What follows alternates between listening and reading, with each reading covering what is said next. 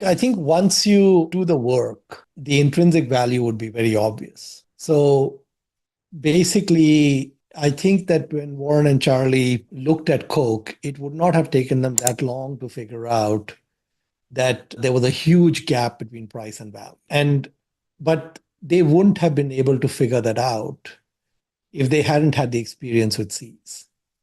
And if they hadn't had the experiences of many other things, like they understood the notion of buybacks, they understood the notion of capital allocation, they understood how. So, one of the things that Roberto Goizueta was doing was he was separating bottling from the syrup business, bottling from the concentrate. The two businesses, he was basically separating them out. And, the concentrate business, which is the one that Coke is in today, that's like a software company.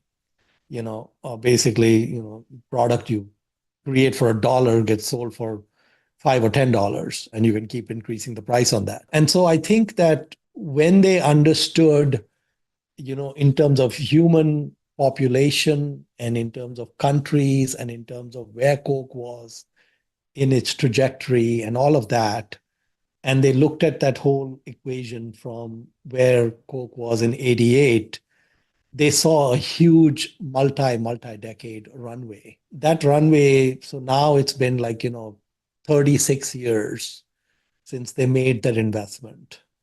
And that runway is still going strong. If you look at a business like Geico, for example, when Berkshire took control of Geico, Geico had 2% market share of the auto insurance business in the US. It's a double digit market share now. And it's knocking on the door of the the second largest or the first largest player and so on. So basically, once you have these, you will have aha moments.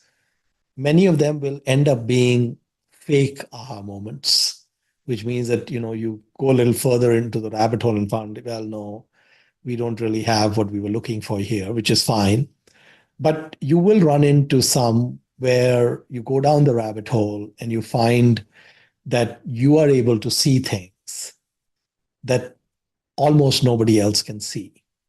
And that particular nuance of being able to see something so clearly that the other, 6 or 7 billion people on planet Earth cannot see, by definition, is going to be a rare event. But it does happen. If you put your nose to the grindstone and you set conditions and criteria and you do the work, you will find inefficiencies and you will find anomalies. And then you can take advantage of those.